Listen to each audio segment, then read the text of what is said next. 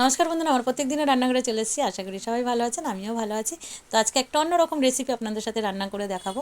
তো আজকে ফুলকপি দিয়ে একটু অন্যরকমভাবে রান্না করছি। যেহেতু সর্ষে নিয়েছি হাফ চামচ, সাদা সর্ষে, গোটা জিরেও হাফ চামচ নিয়েছি, সাদা তিল নিয়েছি, আর চালমগজ নিয়েছি কয়েকটা, আর 4-5টা কাজু বাদাম নিয়ে ভালো করে পেস্ট করে নিয়েছি, আর কয়েকটা লঙ্কা দিয়েছি 4-5টা। আপনারা একটু বেশি দিতে পারেন ঝাল যদি খান, আর ঝাল না খেলে তো কোনো কথাই নেই। আর একটু দই দিয়ে ভালো করে পেস্ট করে নিয়েছি। আর কফিটা আজকে একটু ভাপিয়ে নিয়েছি, না ভাপালেও চলে, তবু ভাপালাম, যেহেতু শীতের কফি একটু পোকা ঠোকা থাকতে পারে, শীতের কফিতে না ভাজালেও না ভাপালেও চলে। তো হালকা করে ভেজে নিলাম, যেহেতু এটার মধ্যে হলুদ দেবো না, আজকে সাদা সাদা করব।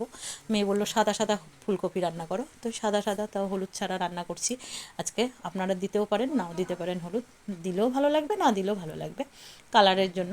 তো যাই হোক, আঁচটাকে কমিয়ে একটা দুটো শুকনো লঙ্কা, একটা তেজপাতা, গরম মশলা, গোলমরিচ কয়েকটা দিয়ে ফোড়ন দিয়ে বেশ গন্ধটা আসলো, তারপরে মশলাটাকে ঢেলে দিলাম। আঁচটা কমিয়ে না রান্না করলে, যেহেতু দই আর সর্ষে আছে, তো ওটা কেটে যেতে আর ফেটে যেতে পারে, তার জন্য এটাকে হালকা হালকা করে রান্না করে নিলাম। তো আমি জল দিইনি, এটা মশলা ধোয়া জল যেটুকুনো আছে সেটুকুনই দিয়েছি, জল ছাড়াই রান্না করব তরকারিটা।